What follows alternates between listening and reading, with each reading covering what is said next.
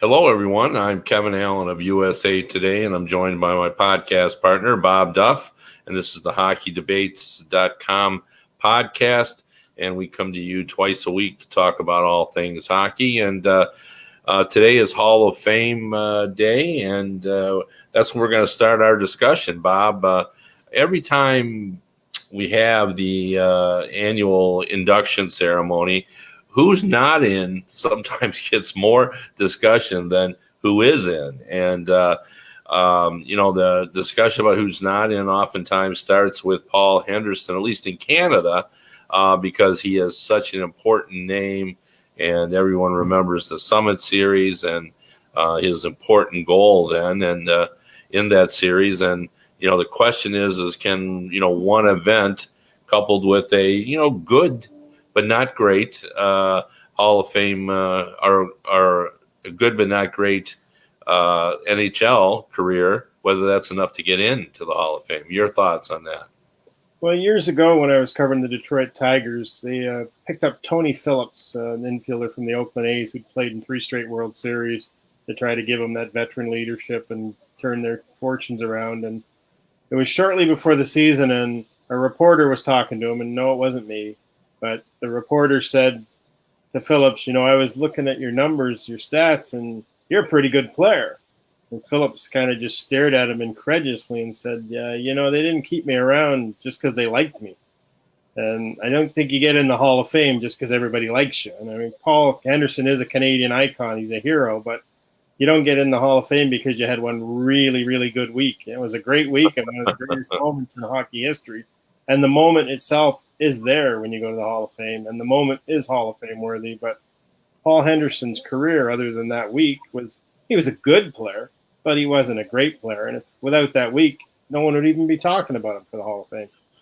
Well, that's true. And to be honest, a comparison you can make might be to Mike Eruzione in the U.S., who is not in the U.S. Hockey Hall of Fame. Now, it's a little bit different because Mike retired after he had that great moment at the 1980 Olympics. He didn't even play in the NHL. But he had that moment in the sun, the one moment that every hockey fan in America will remember him. And there's always been discussion about whether that moment was so big that it was more important than even having a unbelievable career, that moment may have been enough to warrant inclusion in the Hall of Fame. Now, obviously, his team is in, but he is not in as an individual. So, I don't know if that's a perfect comparison, but it is one. But I agree with you. Paul Henderson was a very good NHL player, was valuable, but he was not a great player. He didn't achieve enough separation between the very good players and the great players in order to do that. And that moment, as important as it was, and it was an amazing moment, probably isn't enough to get in there. But there are other players too. Since I usually follow an international, the American team, I'm particularly interested in Keith Tkachuk and Jeremy Roenick, both of who topped 500 goals and aren't in. But there's some other players that you've written about that aren't in as well, who can make a pretty good case. Yeah, well, I think a name that jumps off the page at me, and you wonder why he's not in there, is Doug Wilson. He won the Norris Trophy. He's one of only, he scored 39 goals in a season. Only 3 other defensemen in the history of the NHL have scored that many goals in a season. He had a long, solid career. He was a regular all-star, and I've just always been puzzled kind of why he's never really gotten any love for the Hall of Fame. Yeah, it's a bit of a mystery, to be honest. If I had to guess, I would guess his lack of championships played a role. That issue in particular always irritates me because oftentimes that's totally out of their control. They can't. They couldn't have forced their GMs to put together better rosters. It wasn't their fault. Jeremy Roenick. It's not his fault that he didn't win a Stanley Cup.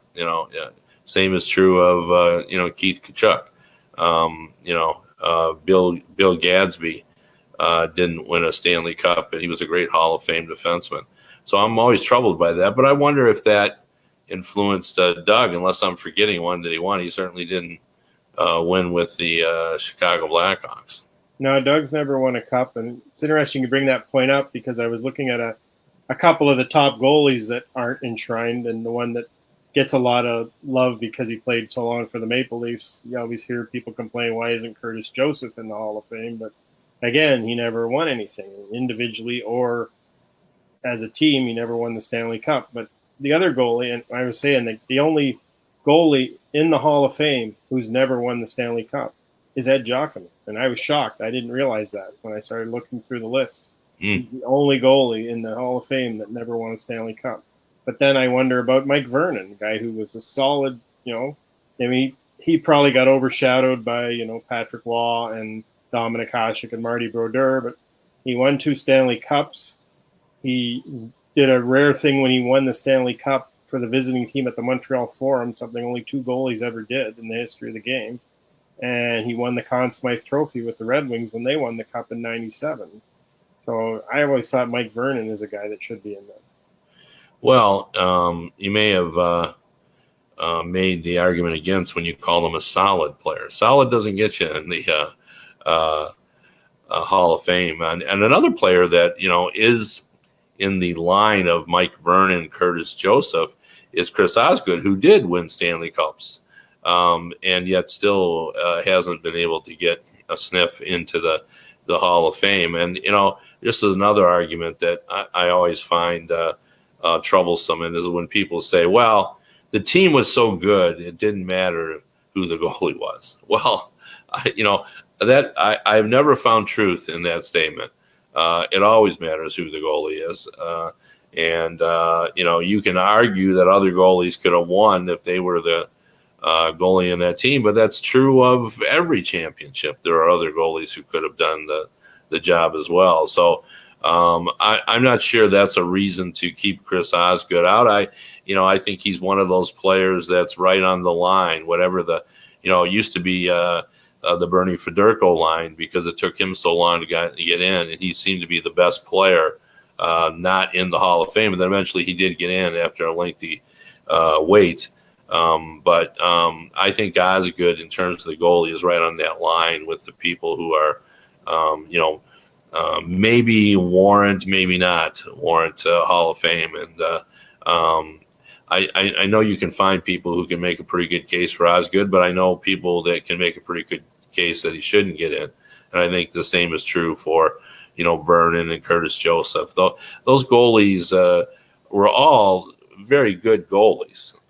But, were they good enough to warrant admission? That's a tough one. I think that, those are coin flip guys. Yeah, I've always been of the opinion that the Hall of Fame should be for the elite of the elite. It shouldn't, you shouldn't, as you say, you should only get in there if you were one of the absolute best at your position during your time in the league, and consistently one of the best, not just had a couple good years, or in Paul Henderson's case, a really good week. So I've always been, I think, in my opinion, and it's starting to affect other Hall of Fames too. Like the Baseball Hall of Fame, I always thought was kind of a notch above the others because they really held the line on who got in, but they seem to have relaxed their standards in the last few years. And right. I think that's who do you think they relaxed on? Do you think not Alan Trammell? I hope. No, I don't know that Harold Baines was a Hall of Famer. Yeah, that's fair. That's fair. Yeah. I don't know that he was a Hall of Famer. Yeah, no, that's a fair. Yeah, I think what you just said is an argument against my, coin flip guys. Because if you're a coin flip guy, then you're not a Hall of Famer. If what I'm saying is true, that all those guys are, you're right on the line. Well, if you're right on the line, then you're not in. Maybe that's the argument on it. I did feel at one point that, there should be a test that, you just say the name. And when you say the name, you go, yeah, that guy's in the Hall of Fame. You say Yari Curry, well, man, Yari Curry's a Hall of Famer. You say Peter Forsberg, you just know. And there should be sort of a name recognition test that if you're voting on the guy, and if it's really clear in your mind immediately that he's a Hall of Famer, then those are the guys that should get in. And if it's not, maybe you shouldn't be in, because it really should be the best of the best. Yeah, I mean, if you say the name and you have to think about it, then probably the answer should be no. But if you say if it's a Yeah. then there's no reason why a guy shouldn't go in. Yeah, I mean, there is some logic to that argument, but there's also some unfairness to it as well. That's the problem. That's why these debates are so difficult, because, for as many good pro arguments that you can make for anyone, you can make why they shouldn't be in their argument as well for a lot of guys, because not everybody is Mark Messier, not everybody is Mary Lemieux. There are a lot of guys that are just a cut below. So. There always has to be. I remember it was David McNabb, who's now the assistant GM of the still in Anaheim. Boy, he's been there forever, I think from the beginning. But anyway, we were talking about selections for the Olympic team. This was years ago, maybe 25 or more years ago. And he said, there's always got to be the best player not selected. And, that's so true for almost everything. And that's the guy we always want to talk about. The best guy who didn't get picked for whatever it is we're doing. And that's the case here with the Hall of Fame, and why it's so difficult, because, no matter where you put that line, and whether you make it an elite level or you drop it a little bit and let a few more guys in, there's still going to be a debate. If you make it elite level, there'll be 5 or 6 or 7 or 10 guys that you and I who covered the game for a long time, we may disagree on, just because it's never an easy sell. So, it's always just a fun. It should be a fun argument, although it does get heated at times, trying to debate who should get in. That's kind of the same way with all-star games. No matter how many players you let in, there's always going to be an argument about, what about this guy, or what about that guy? So it's the same debate, and it just in this case, though, it's forever. So I think it warrants a lot more of an argument. This coming year in 2020 is going to be very interesting, because I looked at the first year eligibles, and really the only slam dunk I see is Jerome McGinley. So some of these players that have been waiting for a few years, this could be their chance to kind of jump in there and get noticed. Like 2021, you've got the Sedin twins and Henrik Zetterberg. So I don't like the chances of anybody sneaking in there. Yeah, it's interesting. I saw the documentary on Willie O'Ree, and I thought I was going to watch a documentary about him being the first black player to play in the NHL. And certainly that's a major part of it. But what it was really about was his candidacy for the Hall of Fame. And it culminates with the angst that he goes through on that day, when there's been so much talk about whether he will or will not get in. And, they go to his friend's house in his hometown, and it's really a fascinating way to look at Willie's career through the eyes of, his fan base, and through, how much and how desperately he wanted that recognition. And there was a moment where, he has multiple, I don't know why, but he has multiple cell phones, and he lays them out on his counter because he can't remember which phone number he gave the people who may or may not call him. And as he lays them on, I thought, like, holy cow, I didn't realize it was this organized. So he's got 3 phones laid out across there, and he's sitting in his kitchen. They're counting down the hours. The same is true in his friend's house, and who had lobbied for him and had written up his nomination. It was really a fascinating look at what a player goes through as he or she ponders whether or not they're going to get in the Hall of Fame. So I don't know whether Keith Tkachuk or Jeremy Roenick or Curtis Joseph would go through the same ritual, but I wouldn't be surprised that I'm pretty sure they're well aware on those days. Well, the time has passed and I haven't heard, so I didn't make it. It's got to be really a difficult day. At least it was for Willie until he got the good news.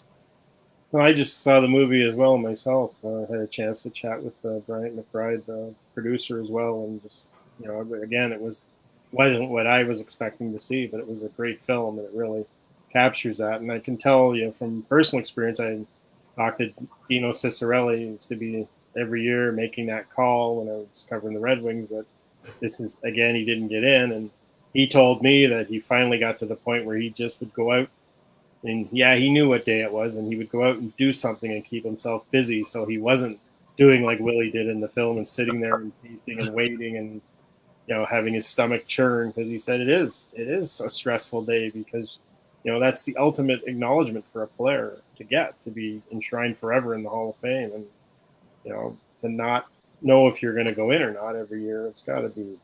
It's like, I imagine it's like when those kids are sitting there in the audience at the NHL draft waiting to hear their name. It's just got to be tremendously stressful. Oh yeah, I can't imagine. Yeah, I've heard forever is a long time, so I could see that. Did you enjoy the cell phone moment as well? Oh, I enjoyed the whole movie. It really Yeah.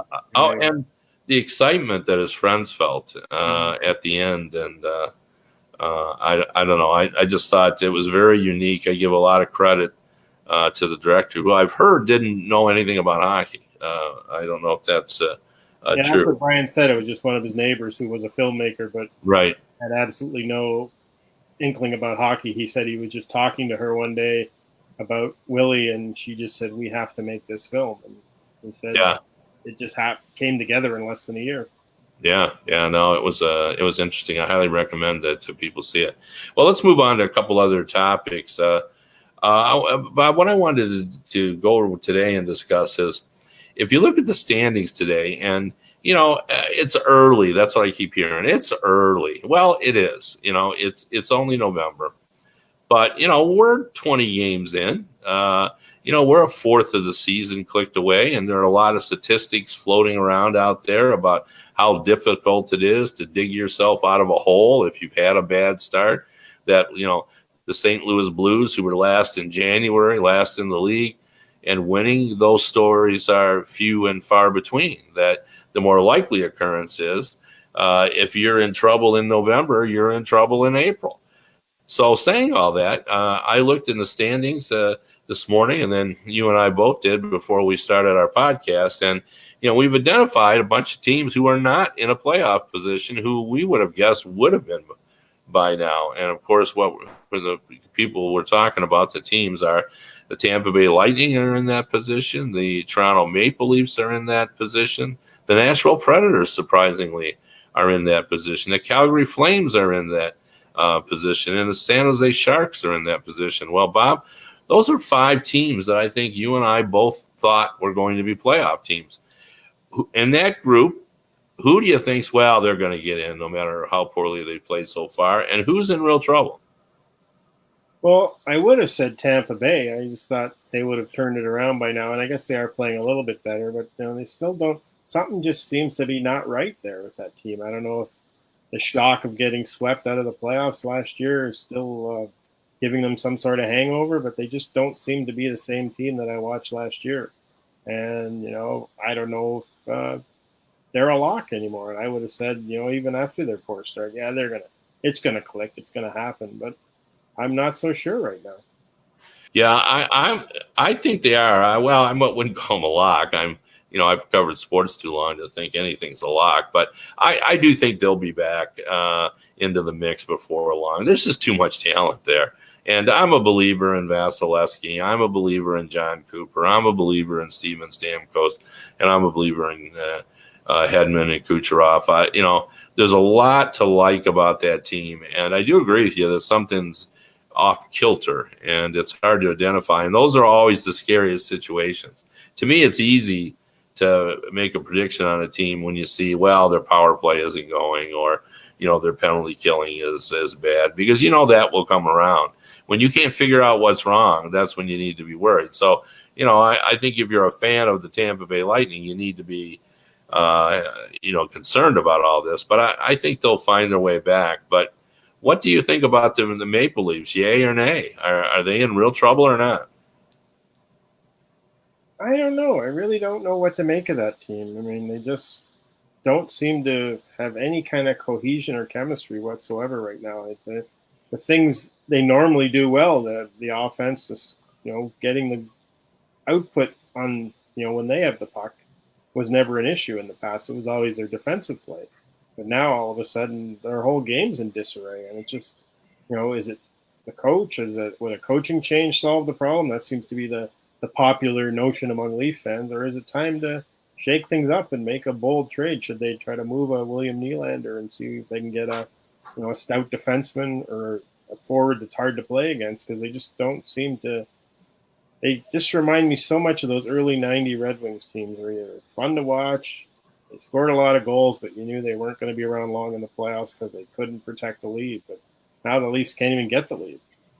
Wow, stout defenseman. Is that like Gudis? And what's like? I love that expression, but I've never understood. Is that a guy that's maybe a little overweight, or a guy that's muscular? What exactly, as opposed to a lager defenseman, is just stout? Like what? How would you describe a stout defenseman? Someone as a goaltender, someone that I know I could trust and rely on, and that when he's on the ice, the other team's not going to score, and he's got the puck. He's going to make the smart, safe play every time.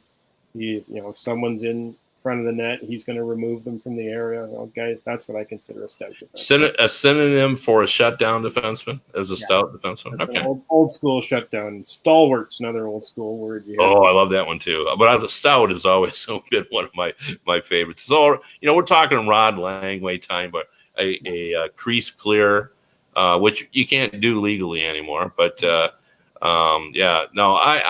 I'm sort of down on the Maple Leafs. I was bullish on that team, and have been. I think Anderson's a quality goalie, and I love their offense. And I figured eventually they'd figure out how they needed to play to be successful. And but Mike Babcock's been unable or unwilling or something. He has not been able to change the way they play. They're playing essentially the same way they played last season. And as Alex Ovechkin and Drew Doughty and others have reminded us, the Maple Leafs have to change if they want to be successful. And even Mike Babcock agreed. But, it feels like it's a little bit on the coach here. This doesn't seem like the Mike Babcock I saw in Detroit to allow them to continue to play the way they have. And, the Toronto fan base, I just really appreciate them because, they really have an understanding. Like they're not guessing about what's wrong in Toronto. They all know how this team needs to play. And, I think there's even more pressure on Toronto to get something done because this fan base, knows this team is talented enough to make some noise and yet doesn't seem to be on the, right page in order to do it. So that's going to be interesting.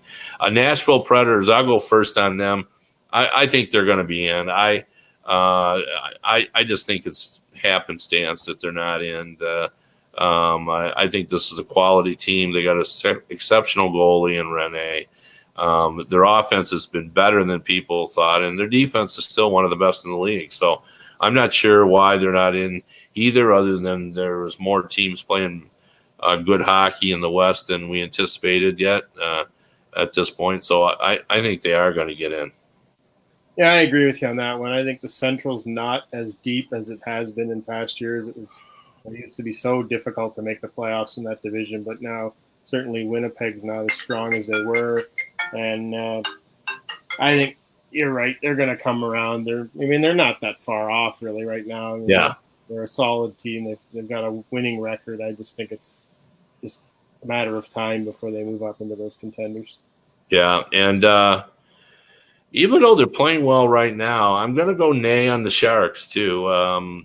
Just because there always has to be some turnover, because historically there always is turnover in terms of the teams that made the playoffs and then don't make the playoffs. And they got up to that poor start. They're playing pretty well right now. I watched them the other night and I thought they looked much better. They didn't seem so lost. They didn't. I think they've sort of adjusted now to life after Pavelski. I think everybody has kind of sort of figured out their new roles. I'm still worried about their goaltending. I just can't muster any conviction in terms of believing that Martin Jones is the guy that can carry him. I know he got him all the way to the final. We've seen him do and play well enough, but boy, I don't have the faith in him that I probably do if I'm going to say they're going to make the playoffs. So I'm going to say they'll be out, even though I recognize they're playing much better right now. Yeah, I was down on the Sharks from the start of the season. They got an aging core. I don't like you. I don't have any faith in their goaltending. I just think that it's funny when you look at Tampa Bay and you think they're going to be fine. They're going to come back. How many years do we think this was going to be the Sharks' years over the last, I don't know, 10, 15 years that this is the year they're going to finally figure it out and win it all, and they still haven't. And I just think that window's closed for them. I don't think they're a legitimate cup contender anymore, and I don't know that they're a playoff team. Well, it's interesting, whether the window is closed or they're in the final year of the window. They're trying to, sort of do a renovation, I would call it. Hurdle obviously plays an expanded role now. They really thought that Timo Meier was going to be a more effective player this season. I mean, he was pretty good last year, and boy, he's really regressed. He's taken a step backward. So, I'm just not feeling it. But the final team I want to talk about, and even beyond whether they make the playoffs, is what's going on with them. Is the basic 500 Calgary Flames. They won 50 games last year, Bob. 50 games, and I think they're 10-10 and change now. I forgot how many games they've lost in the overtime and a shootout, but and they're not scoring. That's the bizarre element of this. They were shut out 6-0 last night, 3-0 by the Coyotes. I think they have 3 goals in their last 4 games. They're way down in terms of the team scoring averages around the league. And Gaudreau, even though he's got 18 points, so he's around the net and making things happen. But, he's not on a 20-goal pace. Monahan is not on a 20-goal pace. Matthew Tkachuk is already got his 10 goals, and, he's looking like he's going to be right where he should be at this point in his career. But there's a lot going on with this team. It just seems and, it almost, when Brody went down with his when he fainted and suffered convulsions, it almost seemed like what's next? Like with this Calgary team, there just seems to be all sorts of bad luck and bad karma with this team. I don't know. Somebody's going to, there's so many teams are playing better, including and this what's really hurts the Flames, I'm sure, is the Edmonton Oilers are playing really well. And for us to make a little room for the Oilers out west there, someone's going to fall out. I mean, is it the Flames? Maybe, Bob. Well, the analytics folks like to tell us everything evens out over time, and everything seemed to go right for Calgary last year. I think they just couldn't seem to do anything wrong. And I kept thinking last year at some point, this bubble's going to burst, and they're not that good, but they just kept doing it. And they just kept doing it. And this year, it just seems like no matter what they do, it goes wrong. So is this just karma evening everything out in the world, that last year we gave you all the breaks and this year we're going to give you all the misery? And you say Edmonton's playing well, and it's got to doubly hurt that James Neal and Mike Smith, 2 Flames from last year, are part of that Edmonton team. So it rubs a little more salt in the wound. So, yeah, I'm with you there. I think Calgary's in serious trouble, and I could certainly see them not being a playoff team. Well, already, Sportsnet, I saw Eric Francis is calling for something to be done there in terms of changes, maybe a little shake-up with the team. But, you don't win 50 games by having good luck. Like, I'm an analytics guy now. I've crossed over. I've seen the light, and I get all of it. But, I just didn't see them last year as a lucky team. And, certainly luck contributes every year. But they were a much better team than they should last year than they're showing this season. That's to be sure. Go ahead. The defense, or not the defense, sorry, the goaltending and the scoring depth, is that that's kind of an issue that I thought was always kind of their problem today. The secondary scoring and the consistent goaltending. So the luck factor last year was they got the goals when they needed them, and this year they're not. I mean, that could be the case. Sometimes we overanalyze, and it just is simply, especially in a parity league where everything matters. So, if you have 4 or say 6 players last season in Calgary who are just playing at their highest level. And then this year you only get 2 players playing at their highest level. That may be enough to knock you out of the playoffs.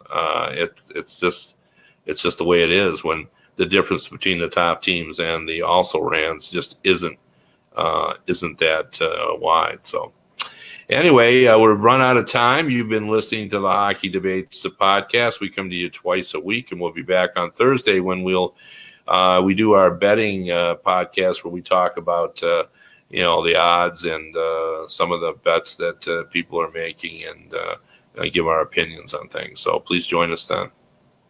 Good to see you. Have a nice day.